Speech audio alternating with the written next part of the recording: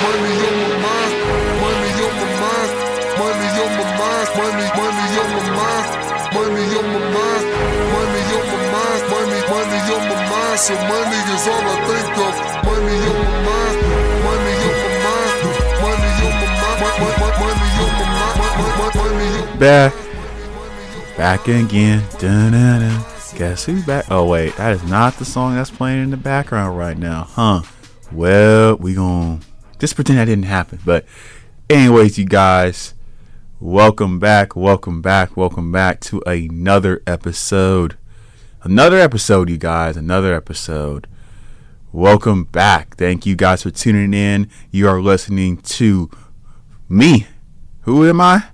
Buckety and Blinding himself, Mr. Finance himself. They call me the money man right now, but my government name is Darrin Harvey.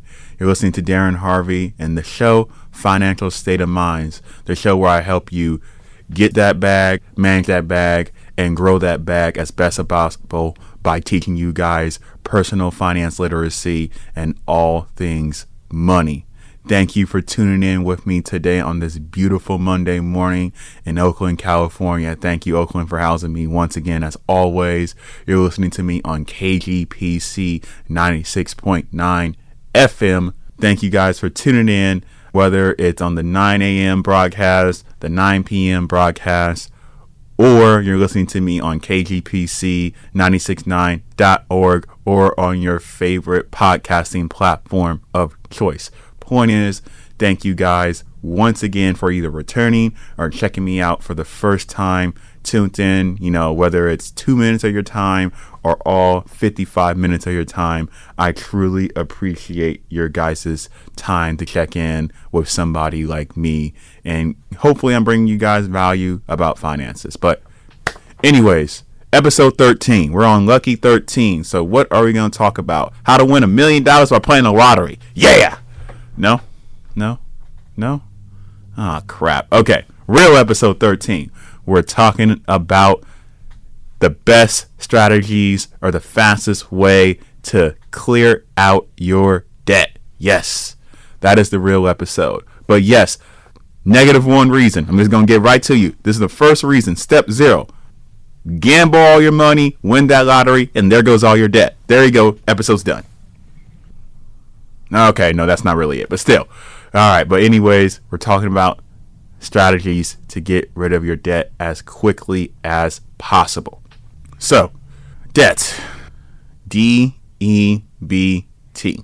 The 4-letter word that everybody is familiar with. Debt. I've already talked extensively in episode, I want to say it was episode 6, about debt and all the different types of debt. There's credit card debt. There's owning a home, which is mortgage debt. Owning a car, which is car loan debt. There are medical bills debt, and there is student loan debt. And that's just all on the consumer side. We're not even going to get into taxes and stuff like that, but that's debt too. We talked about that in the previous episode, and I went in extensively with statistics and numbers and all that good jazz. So go check that episode out if you have not already. But just to kind of give you some statistics, just to give you guys a refresher, just to really paint the picture that debt is a very common problem in America. According to the Urban Studies or Urban Shares Group, I can't remember the name, I'm blanking out right now, but here's the statistic.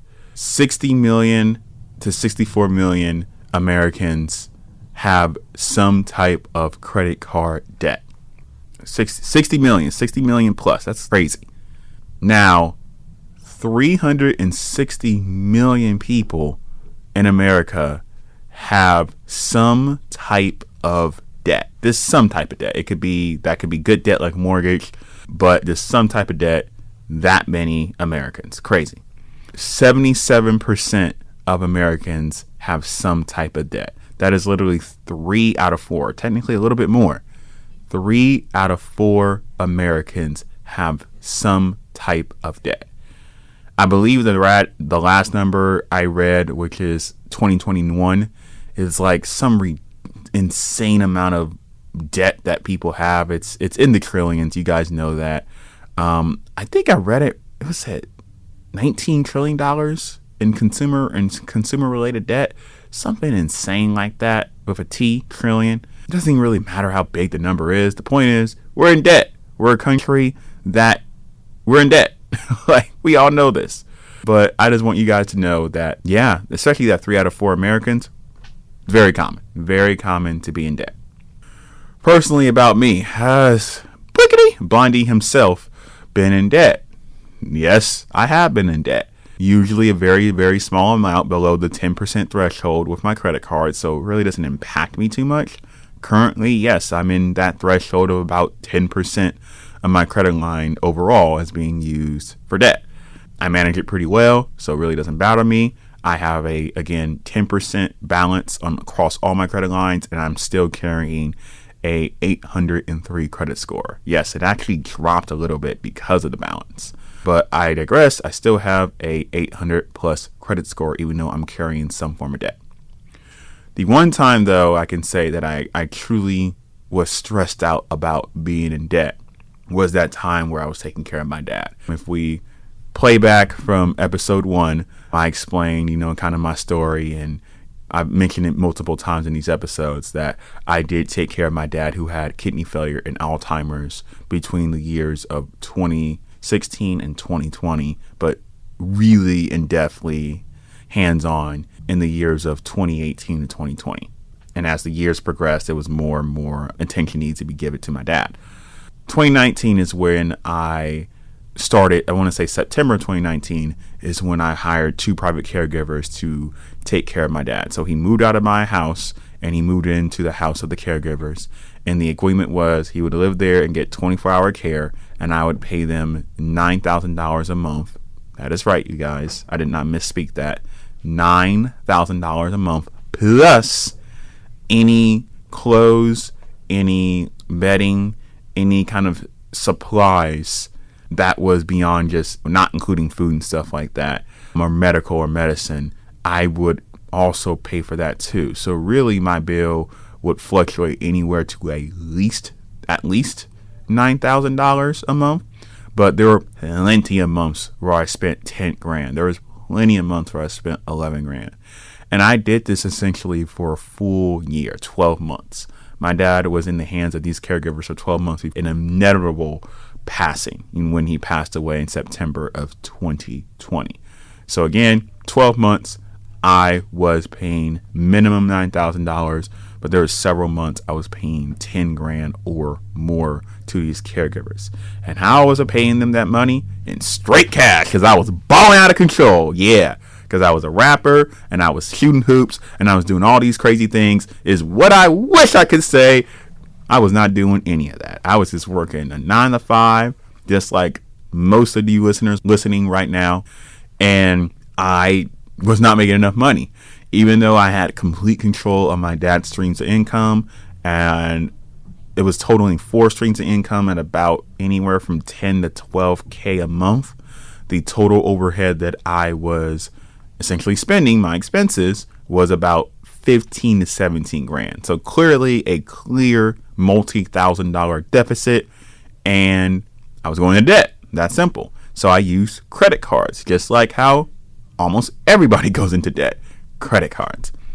I was using credit cards to kind of buy my time, and I knew at some point I was going to have to refinance, at the time, my father's house and do what is called a cash refi or a cash pullout refi to be able to pay for his services. Now, I didn't know my dad was going to be gone within a year. I was trying to just pay for it as long as possible and figure out how I can keep affording this. I knew I had the house, and I knew that was my ticket to helping him pay, but I did not know how long he was going to live. So even with the house, I did not know, again, how long he was going to be alive, so I can keep paying $9,000, $10,000 a month. Obviously, this was incredibly stressful for me. And I had money. I was actually making 10, 12 grand a month. I had an asset. I had my father's asset that we can use with a lot of equity. And then for you guys who don't know what a cash refi is when you refinance your house and pull out equity and you get cash from the lender. So basically, I'll explain exactly what I did. I knew I was going to need money because my credit cards balances were racking up. So I went to my lender, and basically the house mortgage at the time, I believe, was like $300,000. That was it. It could have been less. And I decided to pull out at least 150 grand. We went to the bank, or I went to the bank. I can't say we. I went to the bank, filled out all the paperwork. Shout out to the team who helped me out. And within 90 days or so, the house was refinanced. My mortgage went up. My interest rate I believe my interest rate actually went up too, to 4%. But in exchange of all of that, and obviously I'm back to owing the house for 30 years at a fixed rate of 4% again, I went ahead and got a pullout of $150K. So when this was all done, my check came in and it was 150 grand. Biggest check I ever got. I went ahead and cashed it. And then the bankers noticed that I cashed a big check, and then they wanted to set up like 2 billion appointments to gain my interest or gain my business in other avenues for the bank. But that's not important. I just want to explain to you guys who don't know what a cash refi is. That is what it is. And that was how I was able to survive that. And luck or unlucky, however way you want to look at it, my dad did pass away within a year of him being in the hands of the caregiver. So I only had to pay for a year. But let's just, do the math. Let's just say I did $10,000 a month. Let's just make it easy. $10,000, multiply that by 12, it's 120 grand. 120 grand. That sounds about right. I think I really did spend about 120 grand in 1 year or 12 months to take care of my dad. So that situation was super stressful for me personally. That was easily the most stressed out I was in my entire life, period. And I knew even through all that, I had to take it out. And that was my father's home and my home that I would eventually inherit. Most people I know, they don't got to take it out like that. They don't got a house where they can pull out equity or they can pull out a sizable amount of equity. Most people are just SOL if they can't pay their bills. I understand this. I know many people, whether through coaching or whether they're just friends, who are in debt. We all do. But before I get into the strategies, I want to just kind of talk about how people fall into debt. There's kind of two categories I listed. Ways that are preventable, aka all your fault. I'm just playing. But bad money management. Two, things that's come up that you couldn't predict, and now you're in debt. So let's go with the stuff that you can't predict. This is usually medical stuff. So you have a medical emergency, whether you got in a car accident and you need emergencies. Let's just say you had a medical emergency because you got into a car accident. Some idiot was on the road and just smacked into your car, and now you're in the hospital for 2 or 3 months. If you have insurance, great. It costs way less. If you don't have insurance, you are screwed. It costs way more. Now you're in hundreds of thousands of dollars, tens of thousands of dollars, thousands of dollars, whatever that number is. You're in debt. Maybe you were hurt on the job and your job is fighting against paying you workers' comp, or maybe they are paying you workers' comp. Workers' comp doesn't come right away, you guys. I've dealt with workers' comp before. That money does not come the day you get hurt. It doesn't come the next day you get hurt. Sometimes it takes months. Sometimes it takes, it can take a year or so. The point is, it takes a while. It's not immediate. So while you're down and out and you can't make money because you're hurt, you are falling into debt. Maybe you got laid off from your job and you weren't expecting that. Now it takes you some time to find a new job, or maybe the new job you get is not making you as much money as the old job that you're making, but you still have the same expenses. Out of your control, now you're in debt. Let's just say there's people that depend on you, whether that's your child, whether that is an elderly person, maybe there's somebody who needs special needs, maybe there's a blind person in your life, like me. And whatever reason, they have expenses that come up. Again, you can't plan for that. You're in debt.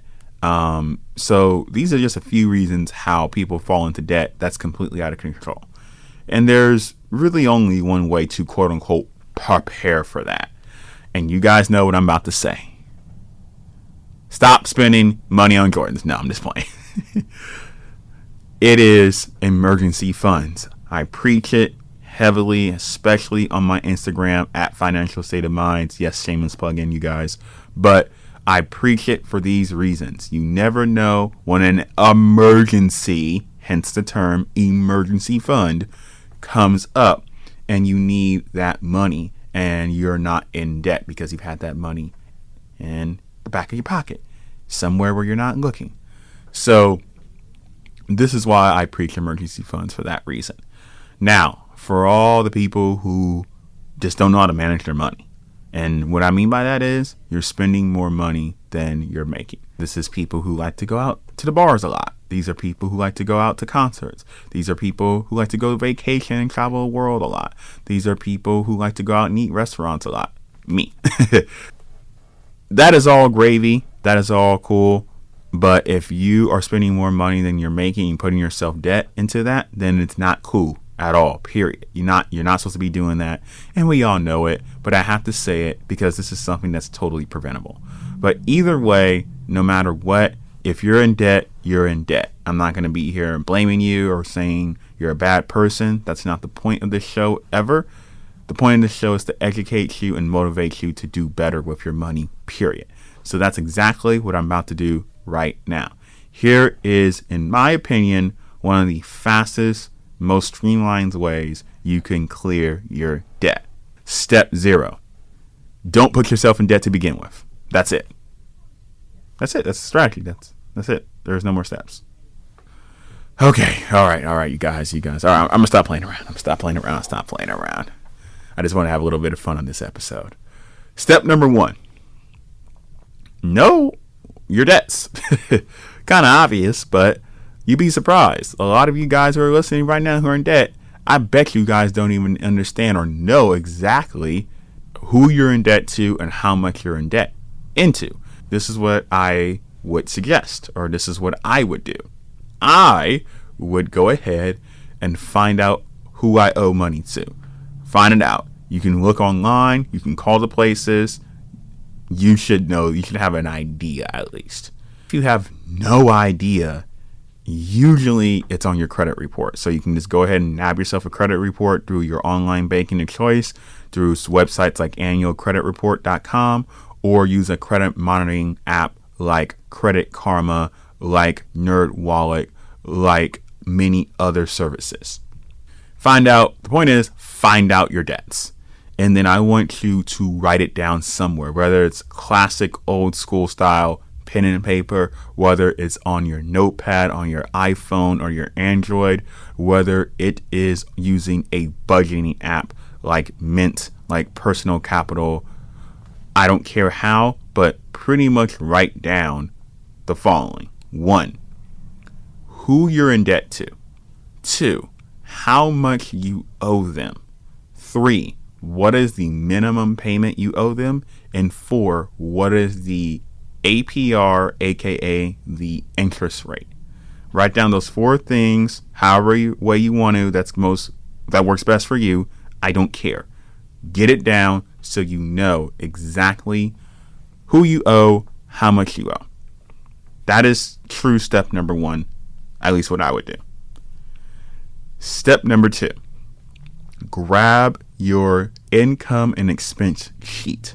I've already talked about how to make one thoroughly in, I believe, episode 10, which was financial planning. But just a quick recap. This is what you do to create one if you don't have one already.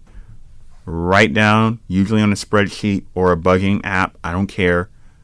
Go ahead, write down how much money you make per month and your expenses for your month, especially your reoccurring expenses monthly. If you have bills that come up bi-monthly or quarterly, break those down into monthly anyways. Go ahead and write all that down. Cool, you got that. Then go ahead and categorize all your expenses into wants and needs. Needs, wants, categorize them. Great, cool. That is step number 2.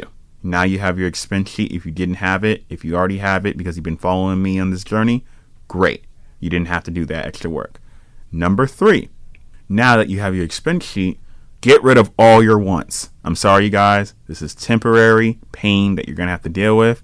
If you absolutely can't get rid of all of your wants because you're going to kill yourself or you're going to do something crazy. No, I'm just playing. Please don't kill yourself over this stuff. But if you really feel like you need something, I get it.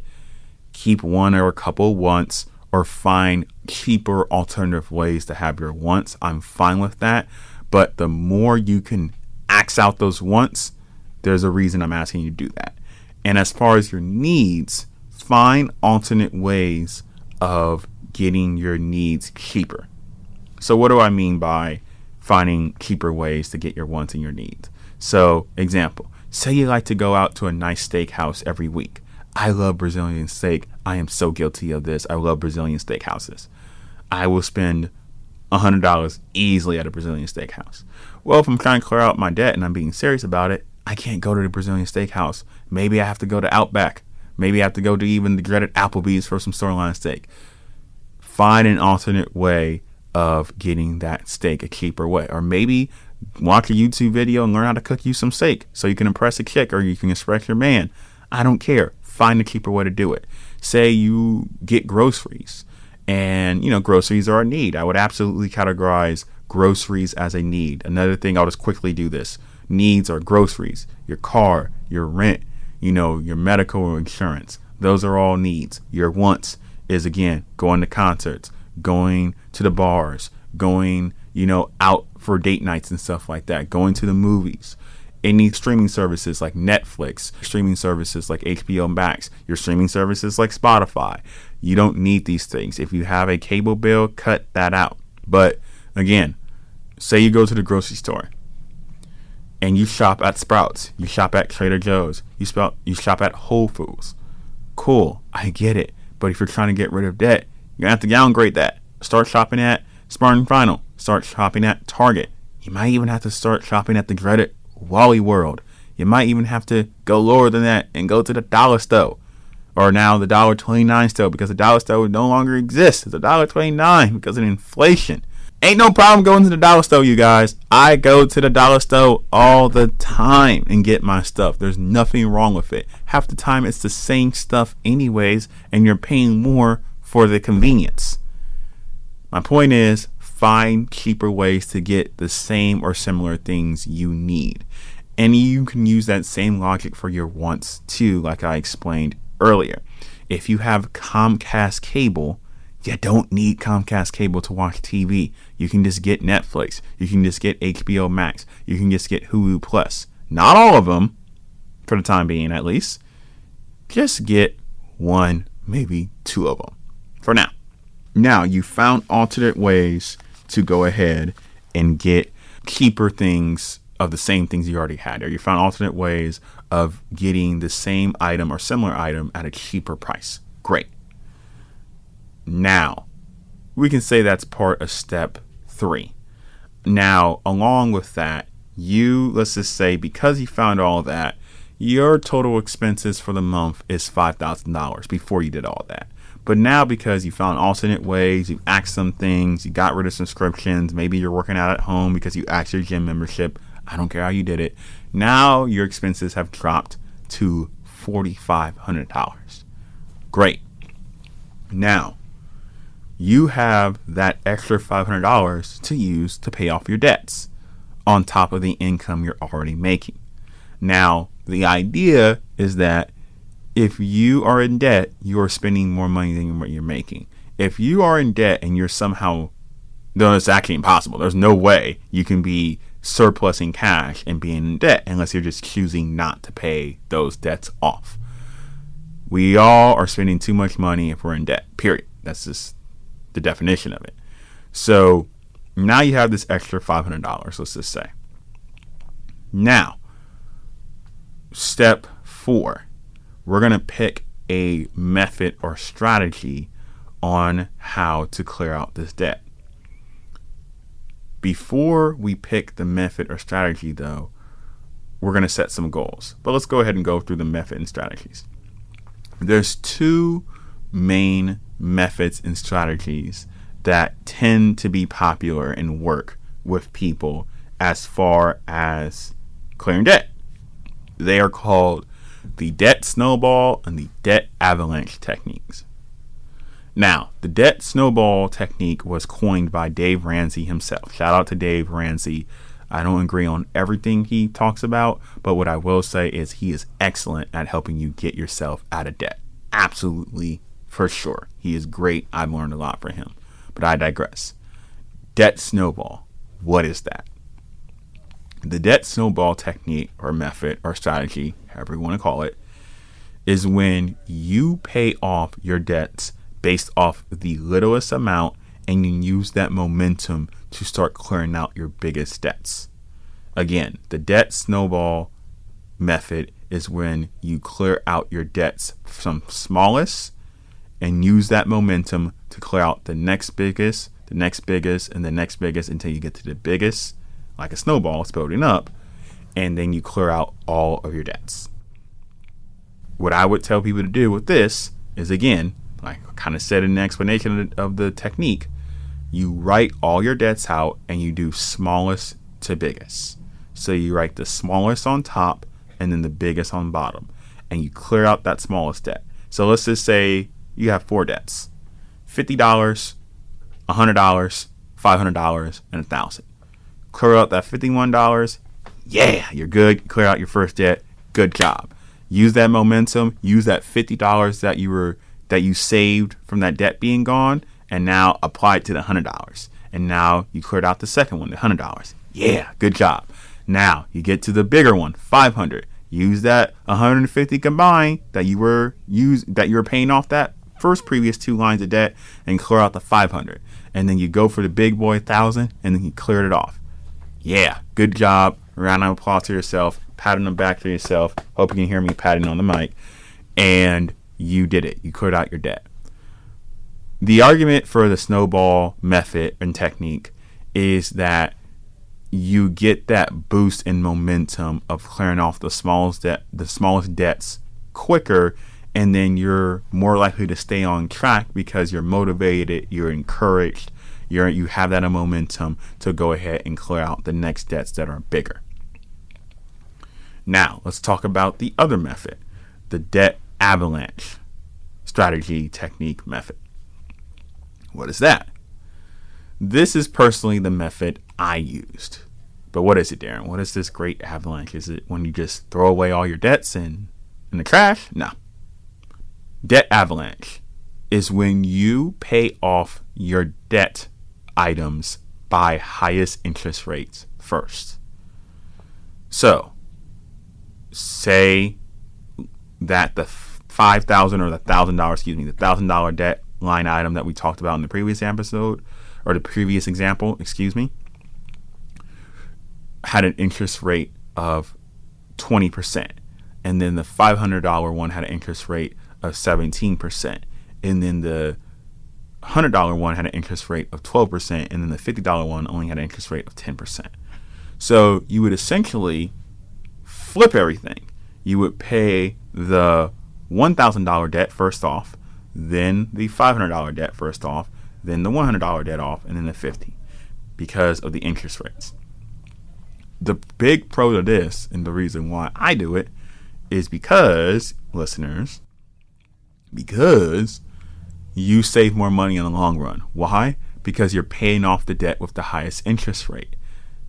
The interest rate is not building, and you're saving money that way. So mathematically speaking, this is the preferred and best way to clear your debt. And this is the way that I go ahead and clear debts. Now, what are the major cons to it too? Well, it's kind of inherent in the strategy, but I'll just lay it out for you guys. With the debt snowball, it is mathematically not the best way to pay off your debts. So you will most likely end up paying more money in the long run. Now, the littler the debt, the less money that is getting added up. So I generally tell people to go this method if you already struggle with money, especially on a behavioral and emotional way. You're just very impulsive. You're very scared about money. You don't like talking about it. You don't like nothing to do with debt and stuff like that. Go ahead and do the snowball technique. It works. Just go ahead and do it. But if you're somebody who's much more disciplined, somebody who's just like, okay, I'm going to do this, I don't care what I have to sacrifice, you see the light at the end of the tunnel, it's very clear to you, go ahead, and I would, really recommend people consider the avalanche technique. Because again, mathematically, you're going to save more money this way on the long run. But it may feel, not technically, it may feel like you're taking longer because you're working on the biggest debt first. With interest rate, you're working on the debt with the highest interest rate, which tends to be, at least in my experience working with people, their biggest debt. People kind of lose motivation, they may fall off, they may not pay it off as fast as possible. So that's kind of the cons to that. Now, these are the main two methods as far as paying off your debts. Now, step 5, which should happen before 4, but really these steps don't matter in order. But what you want to do is you want to set goals for yourself. Hold yourself accountable. If you can't hold yourself accountable, get your friend, get your mama, get your partner. I don't care who. Someone that can hold you accountable, get them to hold you accountable, and make a plan, make a goal list. Going back to my episode about financial planning, all this stuff, it's like goals. It's no different than working out in the gym. It's no different than building up a good habit. You want to set yourself some goals. So just write it down. It doesn't have to be perfect. It doesn't have to be exact to the date, but write it down so you have an idea. You can keep yourself accountable. Hey, I owe $10,000 between these 5 different companies. I want to make sure the smallest debt gets paid off in 60 days, 2 months. I want to make sure the next debt gets paid off within 4 months. The next debt is paid off within 6 or 7 months. The next debt after that is paid off within 9 months. And then the final debt is paid off within the year. Make yourself a plan, something like that. It doesn't have to be exactly like that. But again, the concept is you've written it down, you have it in your mind, and you or somebody that cares about you holds you accountable so you don't fall off of the debt payoff train. So go ahead and do that. If you've done all of that successfully and you stick to the plans, you'll be debt free. Hopefully. So that's it. Episode's done. Crap, I still have half an hour. I could keep telling you guys more ways and techniques to clear off your debt. But before I get into that, I have to remind you guys, you're listening to your favorite blind financial guy, Blickety Blondie himself, Money Man himself, Darrin Harvey, Financial State of Minds on KGPC 96.9 FM. The financial show where I help you get to that bag, manage that bag, and grow that bag as best as possible by teaching you guys and educating you guys personal finance and all things money. And we are talking about the fastest ways and the best ways to pay off your debt. Episode 13. Thank you guys for sticking with me. Let me continue. You got all those strategies. You did that. But there are some other ways too. A couple other ways. Debt consolidation loans. I'll say it again. Debt consolidation loans. Great way to reduce your debt. How does those work though? Darrin, what is a debt consolidation loan? I've already explained it, but I'll explain it again for you guys. A debt consolidation loan is when you get one big loan from a lender and you incorporate your smaller loans into this big loan. So you're paying off one lender instead of, 4 or 5 lenders.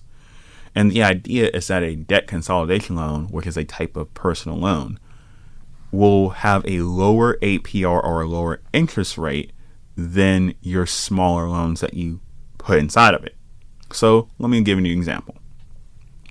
Let's say you took out a debt consolidation loan for $20,000. You have 4 credit cards at $5,000 a piece. I don't know. One's Chase, one's Wells Fargo, one's Bank of America, one's US Bank. There you go. 4 credit cards, all maxed out, $5,000 a piece.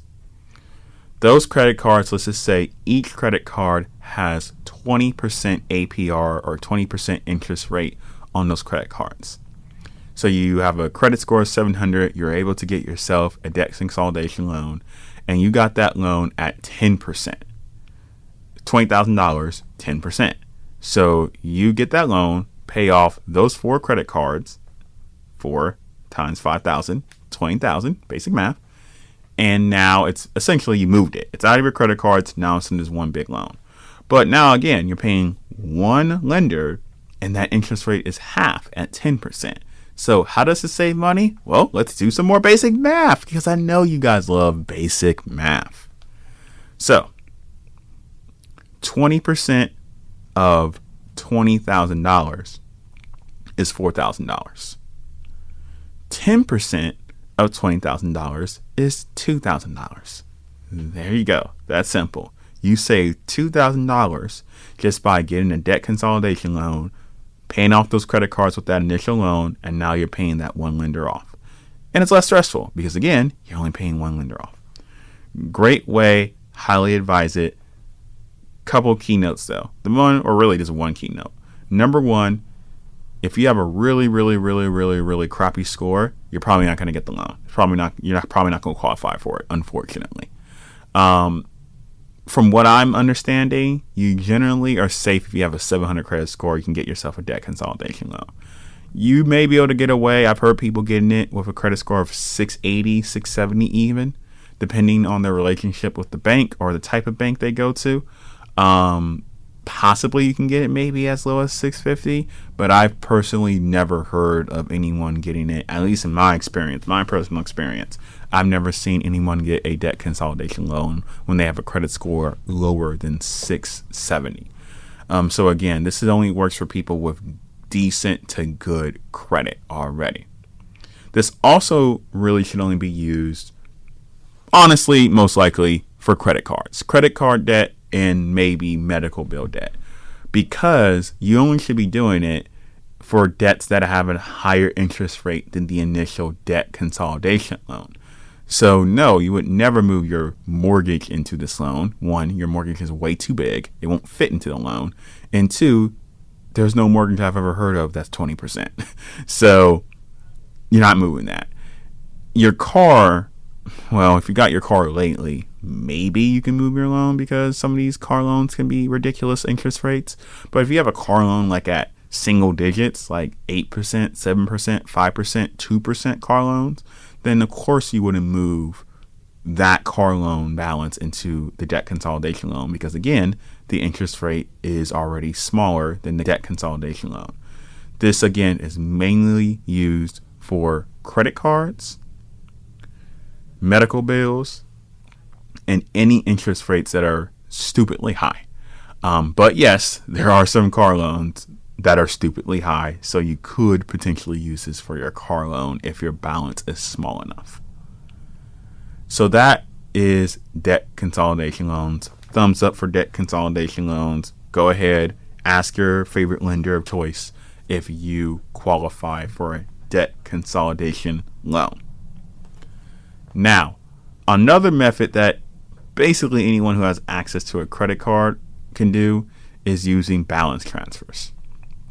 Now, what is a balance transfer? Like I've said before, I'll say it again quickly. It's when you use one credit card to pay the balance off of another credit card. Bam, done, shazam, easy. Now what you can do is this. Let's take one of those credit cards that have a maxed out balance of $5,000. Let's just say it's Bank of America. Now, let's just say you opened up, a $5,000 credit card from Capital One. Capital One is having a promotional offer where, because you opened up the credit card, your introductory APR or your introductory interest rate is 0% for the first 18 months. Woo! So, what I've done, and I've actually done this before, is I've actually opened up a credit card just so the interest rate of some of my debt can be lower. Meaning this. Take your Bank of America, take your Capital One. Use the Capital One with the introductory rate of 0%, and balance transfer off the Bank of America $5,000 into the Capital One credit card. As much as it's $5,000 as possible. If you can do the whole thing, great.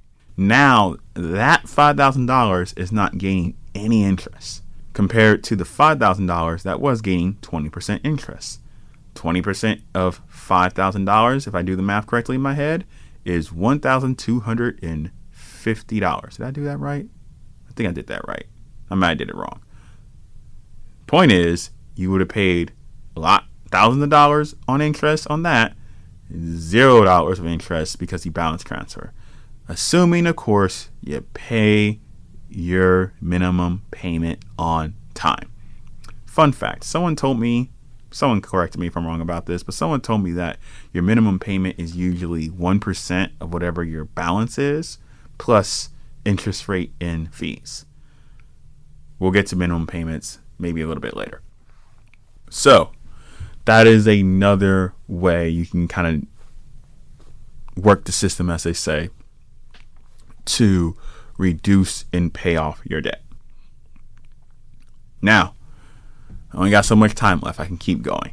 But ultimately, there's actually one fastest way to pay off your debt. The whole episode was a lie. The cake was a lie. My nerds out there will get that reference. There's one fastest way to clear out your debt. Take notes, you guys. It's super secret. Get a part-time job. Get a second full-time job. Get a side hustle. Make more money. That is actually the quickest way to get yourself out of debt. Because if you're getting another check, those debts are going to go away real quick. Real quick. I know that's the obvious answer. I know that's the answer some of you guys don't really want to hear because in the back of your mind, you know that's the real answer. But that is why I have 5 jobs. Yes, 5. Not all of them even pay me. But point is, I have 5 because I'm not trying to be in debt. And I'm a workaholic. And I like what I do. But I digress. Get yourself a part-time job, even if it's temporary. Do something. I don't care if you have to go work at McDonald's flipping burgers.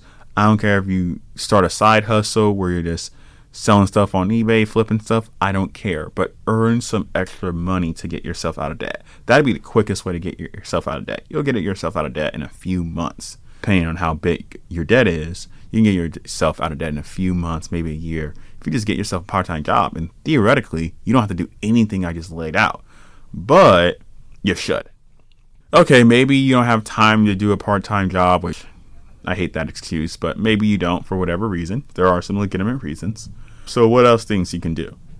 Well, there's other ways you can still make money that don't require a lot of time. So the first thing I kind of tell people is, okay, you want to get rid of your debt. You've already reduced your expenses. You've already done everything I've laid out already. Look around your house. What are your wants in there that you're not longer using? Or what are your wants in there that you can live without? Sell them. Get rid of them. Facebook Marketplace, great place. I think Instagram has its own marketplace. I'm not sure if they're combined. Either way, there's Facebook Marketplace. There's places like eBay. There are 101 different third-party, secondhand marketplaces where you can sell clothes, you can sell electronics, you can sell collectibles, you can sell trinkets, you can sell jewelry, you can sell bags, whatever. People will buy it. One thing about America, I know about America, is people will buy whatever. So that means you can sell whatever. So I don't care how you do it. You can go ahead and just do the old school OG way of having a garage sale, get rid of everything sale. I don't care if you have some furniture that's used and abused. Maybe you can fix it up or have someone fix it up for you for free or for a small fee and sell that furniture. Find creative ways that won't take as much of your time if time is really that big of an issue for you to make a little bit of money on some side. Here's another tip that I've even done. Take some online surveys or something like that, or go into a mall if they still do this anymore and do some surveys. In the city I'm from, where I live, Hayward, if you go to Southland Mall, shout out to everybody in Hayward, they used to know there's a place called Quick Test. And Quick Test, which unfortunately is no longer there, was known for doing marketing related surveys. And I remember being a youngster and even in college going to Quick Test. God bless Jamal. Shout out to Jamal. He used to work there. And we would go there, do a little survey, and they pay us a few dollars. And when I mean a few dollars, sometimes it was literally a few dollars. It'd be like $3, $5. But sometimes I get lucky and he get me surveys that pay me $10, $20, more than that. Hey, if you were to do that once a day, or even if you can do that, a few times a week, or even once a week, let's just say you can do $10 surveys once a week. That's $40. I know it's not a lot of money, but you can still use that money to put towards clearing off your debt. Those were fun times when I was broke, but Quick Test is no longer with us, at least in that location. And what I've noticed is most of these things have moved online. So don't even have to leave your house. As long as you're paying your internet bill and as long as you still have a phone, both are needs, so don't get rid of those, you can do online services. And there is so many multitude of odd jobs that you can do. One-time jobs, maybe a job that lasts you just, 2 weeks, a week, a month, whatever you're good at. It doesn't have to be a long-term thing. I would advise you keep doing it so you don't put yourself in a situation again, or you don't find yourself in a situation again, but just get some extra income. That truly is the quickest way to get yourself out of debt. I can keep going, you guys. I can keep going, and I will for a couple more minutes, and then I got to get the heck out of here. Here's some other things you can do to kind of lower your debt. I would put this more in the debt settlement category, which I plan on making a future episode just about debt settlement. But you can do this to reduce your debt. So say your debt is in, let's just say you owe $10,000. And say that you can no longer make a minimum payment. The mentality that a lot of people have, which blows my mind, is when they don't have the money to pay, they just don't pay. And they don't let the people know who they owe money know that they can't pay. They just kind of let it go. That's the word. They let it go, let it go, let it go. I do understand why, guys. It's stressful. You don't want to hear it. It's self-defeating. It's a nasty feeling. I get it.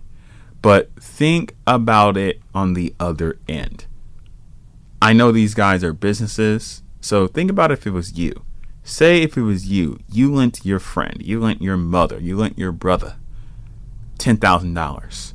And all of a sudden, they just stop paying. They didn't tell you why. They didn't call you. They just stop paying. You're not going to like that. It would be a lot better if your brother, your mother, your daddy, your partner were just to call you and be like, hey, Darrin, this is what's going on with my situation. Because of that, I cannot make the payment for this month. What can I do for you? Use that same strategy with these companies. They understand these companies are still operated by human beings. And a lot of these companies will work with you, especially if you let them know in advance. Sometimes you don't even have to let them know in advance. Sometimes they'll work with you even when you already did what I told you not to do. But let them know. Hey, call them. Hey, this is my situation. Falling on hard times. I lost my job. Got hurt. Whatever. You can lie. I don't care. Make up a believable story. But I encourage everybody to just tell the truth. Let them know what's going on and see what options they have and ask them, hey, this is my situation. What options do I have? A lot of times they'll temporarily reduce your minimum payment. A lot of times they'll temporarily reduce your interest rate. A lot of times, if you've already dropped the ball a heck of times, they'll waive all the late fees. A lot of times, if you're overdrafting your account because you have no money, if you call in your bank and explain what's going on, they'll waive the overdraft fees. People in general will work with you if you communicate the situation. And as long as you're attempting to pay people back, they will work with you. We all know this is true with your friends and family, and this is no different with lenders. Now, you may get a lender, or you may get a customer rep where they're like, no, Darrin, you owe $10,000. This is what you owe. If you don't give it to us, We are sending it to collections. You know what I would do with that guy? I'd be like, screw you. No, I'm just playing. I would definitely not say that. What I would say is, okay, I understand. Thank you for your time. Hang up. Say some explicitives when the phone is hung up. Call back in a couple hours. Try to see if you can get a different rep. You're going to most likely find a rep that's going to want to work with you. So go ahead and see if you can negotiate down your debt or work out a plan that works better for your personal situation. You may want to even consider hiring a debt settlement specialist. I will avoid that unless you're really strapped for time. Say you're a single mother with 3 kids and you just got time to make all these calls and do all these things. Okay, that makes sense. You really ain't got no time. Or maybe you're caregiving for somebody 24/7 like I was. You really ain't got no time. That's when I would say phone your favorite debt settlement specialist. I actually am connected to one. I'm going to try to see if I can bring her on to an episode. If you guys want that, DM me at a financial state of mind to let me know. But you may want to consider talking to or hiring a debt settlement specialist to help you out. Now, they generally charge you a fee, but almost all the time that I'm aware of, that fee will buy you their time and they will work their magic to lower your overall debt. This is generally the route I would consider, though, if your debt is into collections, which again, I'm probably going to make a debt settlement in collections episode where I will literally teach you guys a lot of the techniques that these debt settlements people are doing so you can do it for free and you don't have to pay them. But if you don't got time, I understand it. Maybe you're not confident, you're shy, and you really feel uncomfortable about doing this. Maybe you get too angry and you just want to cuss somebody out when you say no. I'm thinking of somebody when I say that. I get it. Hire a debt settlement specialist. But I would say, try all these techniques that I've laid out first. And then if you find yourself still in debt, then go down the debt settlement specialist route. Let's do all that before we consider bankruptcy. Rule of thumb too is if you don't have debt that is more than $10,000, don't file for bankruptcy. Matter of fact, if you have debt less than $10,000, you cannot file for bankruptcy. Well, you can, but any bankruptcy attorney who's helping you out shouldn't be doing that. I'm just letting you guys know. I've talked to real bankruptcy attorneys. They are not really supposed to file for bankruptcy when it's debt under 10 grand. But there is the bankruptcy route if all else fails and there's no way you can pay anything for some reason. But bankruptcy will be for a different episode as well. But that's it. I'm done. I need food in my system. I want that chicken sandwich. I really do want that chicken sandwich. I know you're listening. So, guys, I am out for the day. Thank you for listening to me. Blickety Blondie himself, Darrin Harvey. Thank you for tuning in for episode 13, the lucky episode. I hope I'm getting a few more listeners on this episode. Please share this podcast. No, I'm just playing. Seriously, guys, thank you guys for tuning in. Wanted to, bring a little bit of different type of energy to the show. Thank you for tuning in. You know where to find me, at Financial State of Minds on Instagram. I'm on Facebook too. But tune in next time. Same bat time, same bat channel. KGPC 96.9 FM, Mondays, 9 a.m. for that morning premiere broadcast. If you missed it, all cool. It re-premieres at 9 p.m. If you missed that, no worries. KGPC 96.9, or no, there's no point. KGPC969.org. Whew. Or on your favorite podcasting platform where you can stream me on. This is the show where I help you. You know what I'm about to say, you guys. Get to the bag, manage that bag, and help it grow as much as possible by educating all my beautiful listeners, all my financial minded people on personal finance and literacy and all things money. Thank you so much. I'm out of here. I want my chicken sandwich on this beautiful day in Oakland. Peace, kings and queens. Have a blessed and beautiful rest of your day. So money is all I think of. Money on my mind, money